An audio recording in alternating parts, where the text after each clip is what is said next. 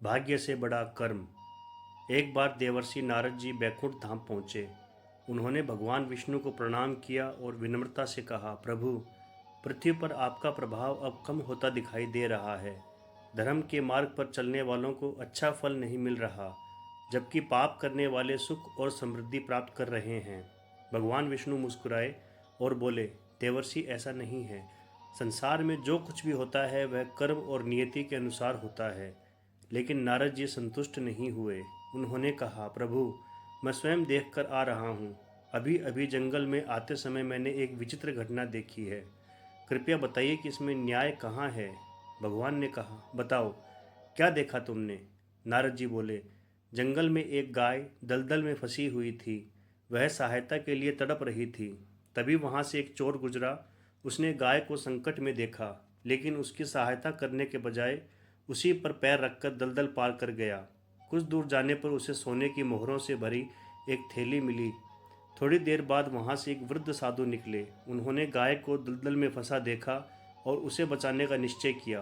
बहुत प्रयास और परिश्रम के बाद उन्होंने गाय को सुरक्षित बाहर निकाल लिया।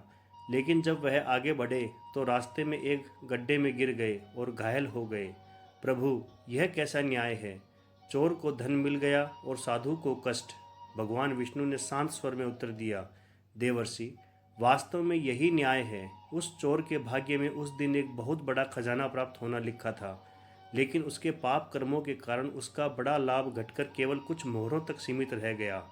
और उस साधु के भाग्य में उस दिन मृत्यु लिखी हुई थी, किंतु गाय की सहायता कर उसने इतना पुण्य अर्जित किया कि उसकी मृत्यु का योग टल गया और वह केवल एक छोटी सी चोट तक सीमित रह गया।